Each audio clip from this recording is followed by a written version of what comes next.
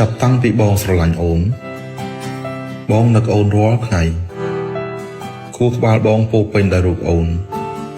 ស្រឡាញ់អូនមិនមែនដោយសារអូនល្អប៉ុណ្ណានោះទេប៉ុន្តែ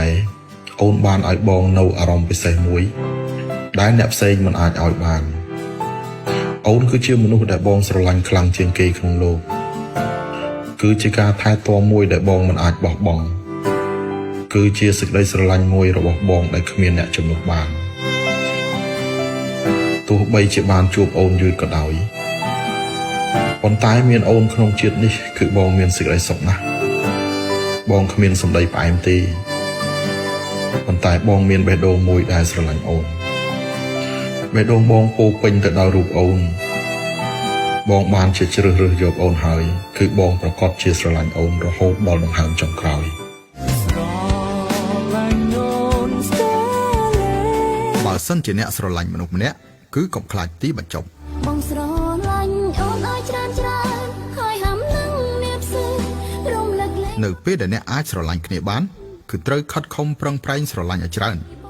យកចិត្តទុកដាក់ពីគ្នាឲ្យបានច្រើនផ្ដល់ឲ្យគ្នាទៅវិញទៅមកឲ្យអស់ពីចិត្តកុំចេះតែទាមទារពីដៃគូកុំចេះតែចង់ឈ្នះចាញ់គ្នាកុំចេះតែរកអ្នកខុសនិងអ្នកត្រូវ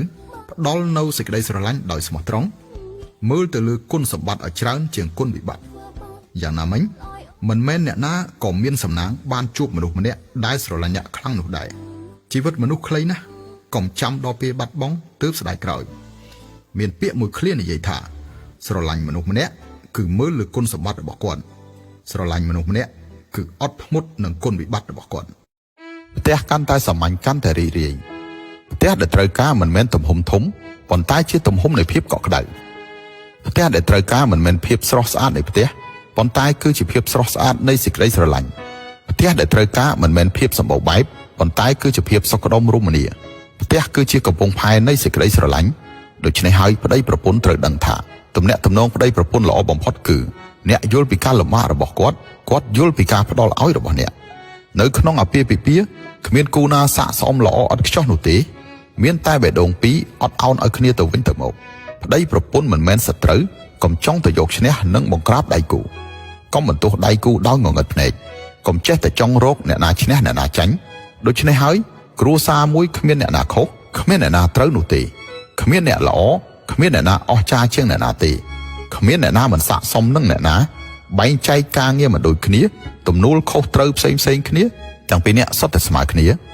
ផ្ទះគឺជាកន្លែងដែលនិយាយពីសេចក្តីស្រឡាញ់មិនមែនជាកន្លែងនិយាយពីហេតុផលនោះទេកុំឲ្យឆ្លោះឈ្នះគ្នាហើយបែរជាចាញ់នៅមនោសញ្ចេតនាទំនាក់ទំនងប្តីប្រពន្ធឆ្លាតបំផុតគឺកុំខ្វល់រកហេតុផលគ្រប់រឿងហេតុកើតឡើងកុំប្រកាន់គ្នាកុំបន្ទោសគ្នាទើបអាចគោរពស្រឡាញ់គ្នាទៅវិញទៅមកបានរវាងប្តីប្រពន្ធត្រូវចេះអត់ឱនឲ្យបានច្រើននិងចេះពិចារណាកាត់បន្ថយការឆ្លោះប្រកែកនិងរករឿងគ្នាទើបអាចជួយគ្នាទៅវិញទៅមកទទួលបានភាពសុខដុមនិងសុភមង្គលមួយជីវិតទួងថ្ងៃក្រោយអូនប្រែជាវ័យក៏ប្តីនៅស្រស់ខ្លាញ់ស្ងួន